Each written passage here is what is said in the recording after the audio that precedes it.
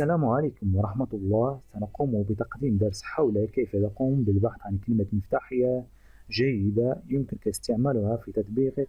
سنتجه إلى موقع جوجل بلانر أو بما يعرف بجوجل أدوردز أو جوجل ترند، وهناك أيضا ويب سيو، وهناك سيرشمان، وهناك أيضا أبتويك، وهناك عدة مواقع كيف فاندر، وهناك عدة مواقع كثيرة جدا يمكنك استعمالها، لكن لا أجد أحسن من جوجل بلانر وجوجل ترند. فهناك تلك المواقع التي كما تلاحظون ويب سيو وكيف فاندر والعديد من المواقع الآن موجودة تستعمل سيرفرات لكي تجلب الزوار عبر المواقع كي تحصل على المشاهدات. لكن أنا إخواني أخواتي الكرام الذهاب إلى موقع جوجل بلانر وجوجل ترند، ستجد تحسنا جيدا لتطبيقك. سنذهب ونتجه إلى جوجل وكتابة جوجل بلانر.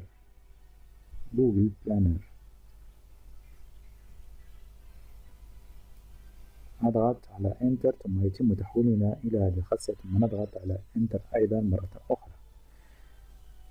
الآن الكثير ما يتساءلون: أنتم جدد، لم تقومون بانخراط في جوجل أدوردز أو بمسمى جوجل بلانر، يجب الذهاب إلى عدة فيديوهات في يوتيوب أو في جوجل. ستفعل كما سأقول لك كيف تقوم بتسجيل في موقع جوجل أدوردز، وسيتم تحويلك مباشرة وسيعطيك فيديوهات عدة تشرح لك هذا الانخراط في جوجل أدوردز.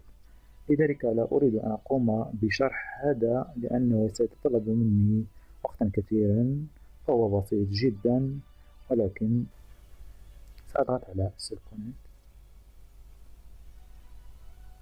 ننتظر حتى يتم تحويلنا لأنهم قد فعلوا تحديدا جديدا لجوجل.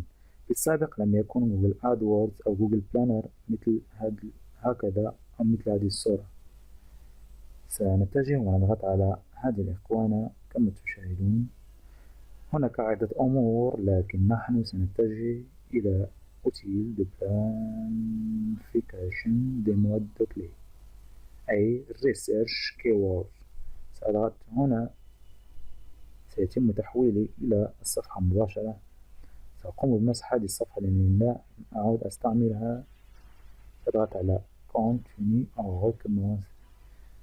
سأضغط هنا على تلك الكلمات المفتاحية التي سأقوم بالبحث عليها في متجر جوجل بلاي. سنتجه والأخذ جوجل ترندز كما قلنا لك. فالأمر بسيط جدا. جوجل ترند يمكنك أيضا استعمال هذا الموقع، فهو رائع جدا، هو وجوجل بلانر. ستجد تحسنا في تطبيقك بتجربتي أخي الكريم. الآن سنتوجه إلى البحث عن تطبيق مشابه الذي سنشتغل عليه والبحث عليه.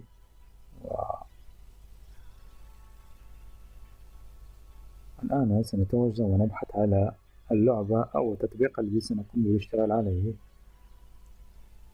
كيف تقوم أو سأبحث عن تلك المفاتيح، الكلمات التي يستعملها الأشخاص في تطبيقاتهم لكي يجدوا تطبيقات رائعة. سأذهب إلى نوفيتي، سأضغط على بلس، ثم سأتجه أيضا وسأنظر إلى داغو.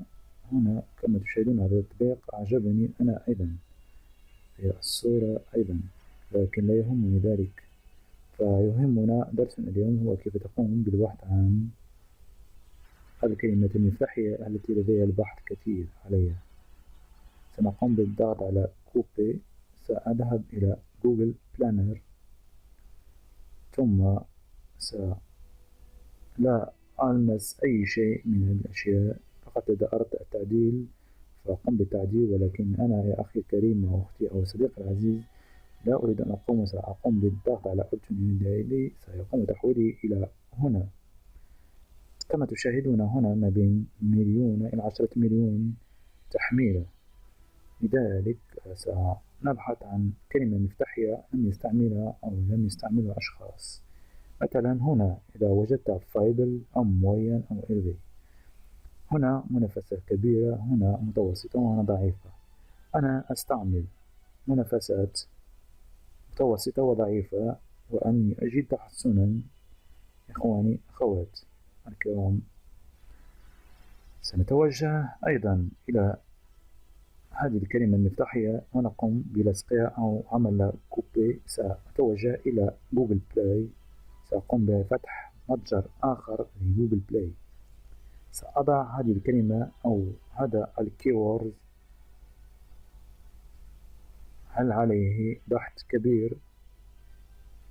ليس أي تطبيق يملك هذا الاسم كاملا مكمولا، فهناك عدة تطبيقات تستعمل اسم صغير جدا. سأقوم بالذهاب إلى جوجل بلانر، سأضغط بلانر. سأقوم بلصق هذا الكيورد هنا، سأذهب أيضا وأبحث عن الكيورد الآخر،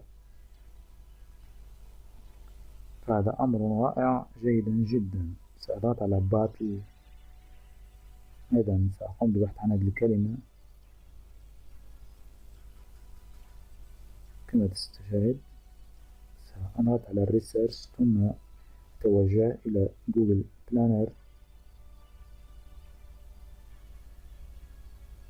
والآن كما تشاهدون أيضا سأقوم بأخذ بعض الكلمات حتى أرجع إلى هذه الكلمة التي قمت باختيارها الآن. سأختار هذه الكلمة التي سأقوم باستعمالها في التطبيق،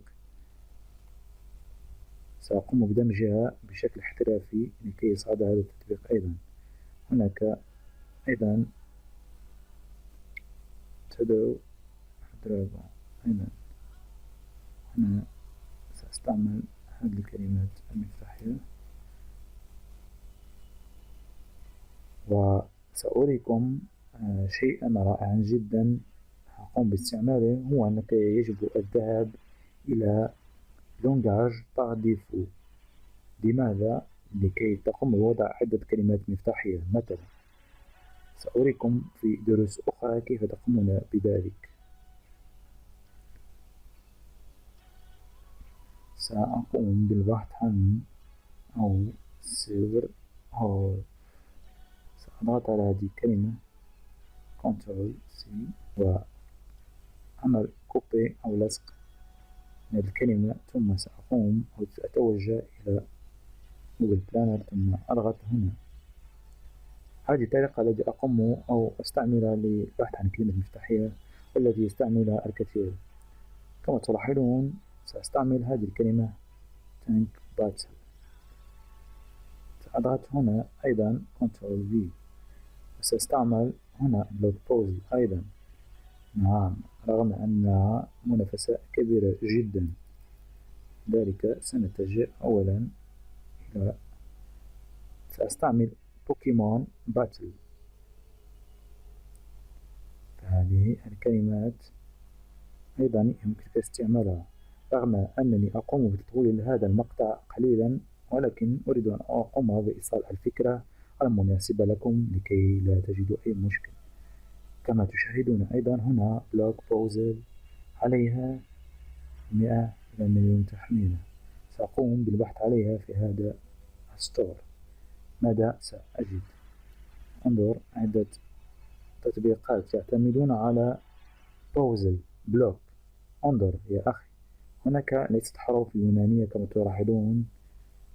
أنا أستعمل هذه الكلمات بشكل قانوني، نعم، ولكن سأقوم بتحديد تلك التطبيقات التي لدينا في هذا المتجر. نعم، وهناك العديد مما يستعمل هذه الكلمات، لذلك أختارها أيضا من ضمن في قائمتي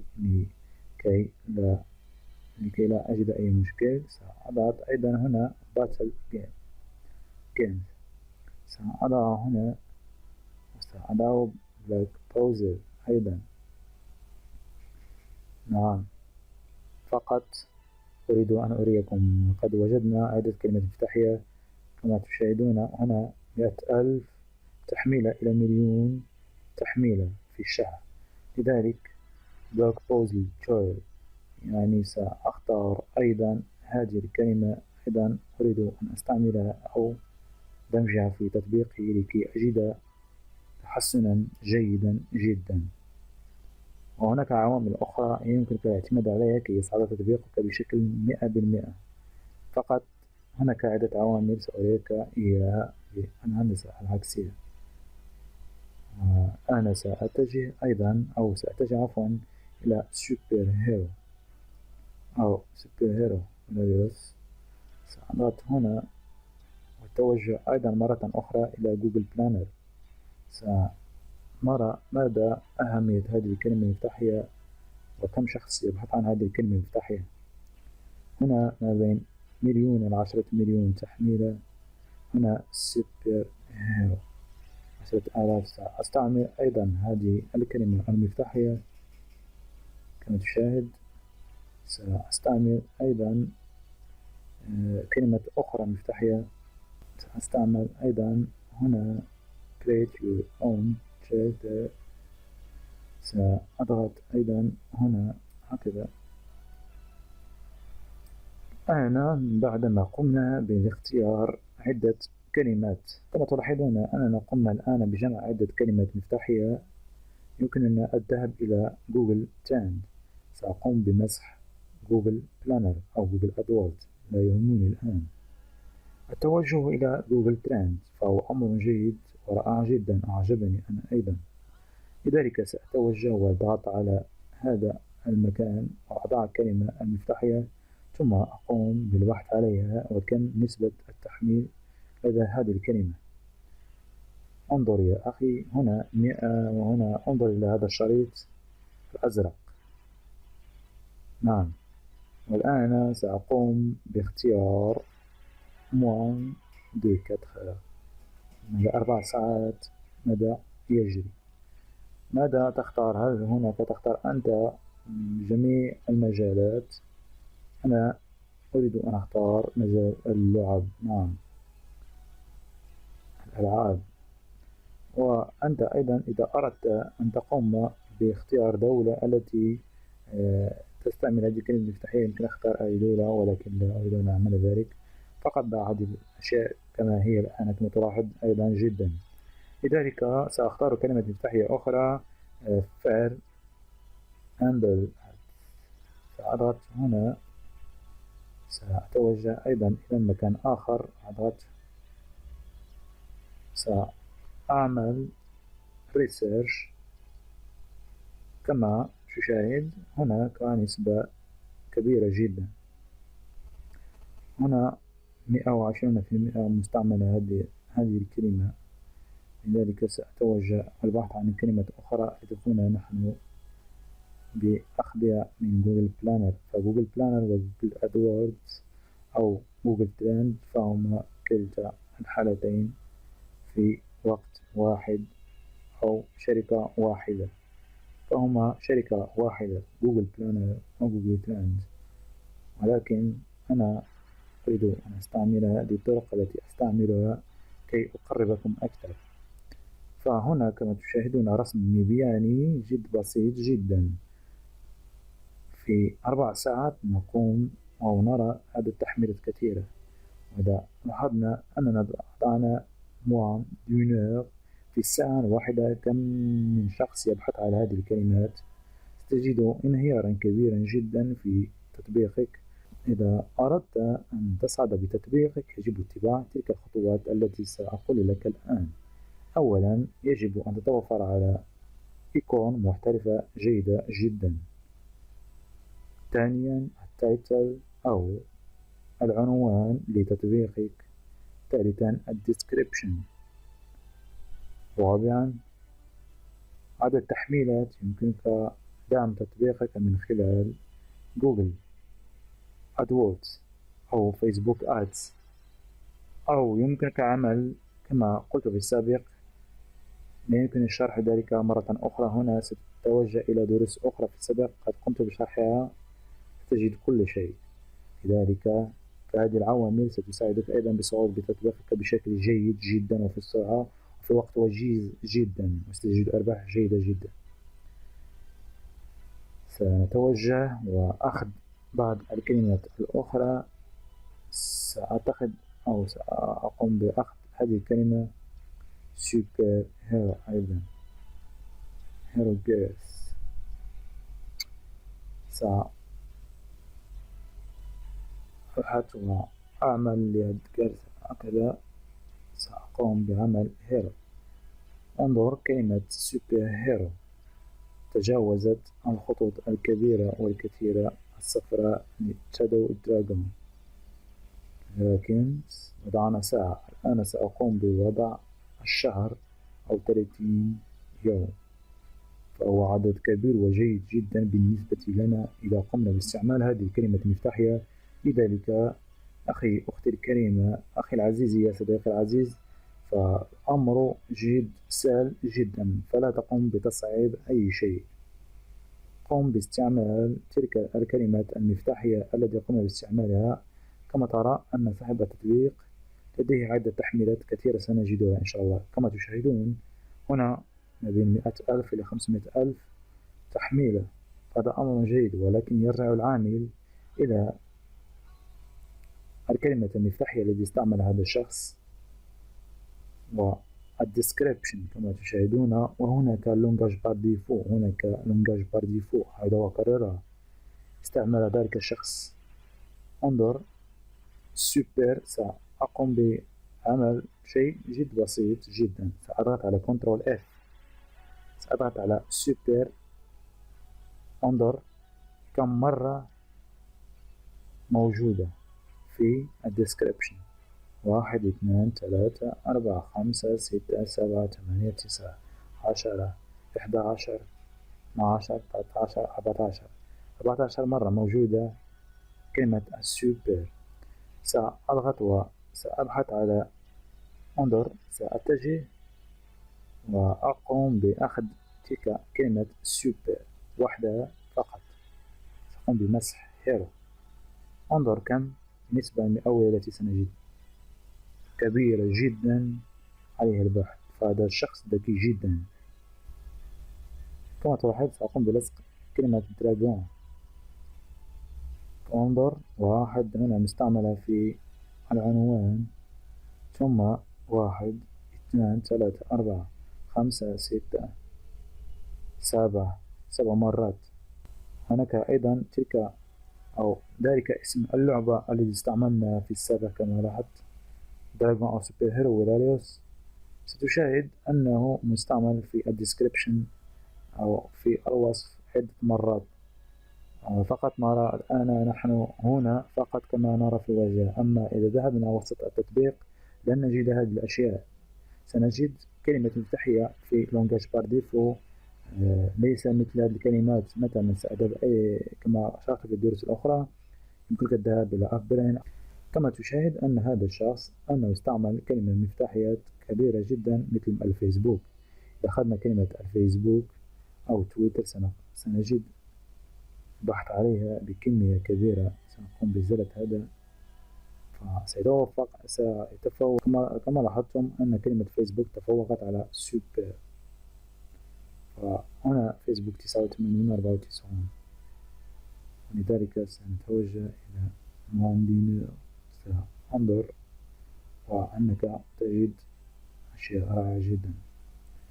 إخواني أخواتي، لا أريد أن أطيل عليكم، أشكركم على حسن تتبعكم ودمتم في رعاية الله.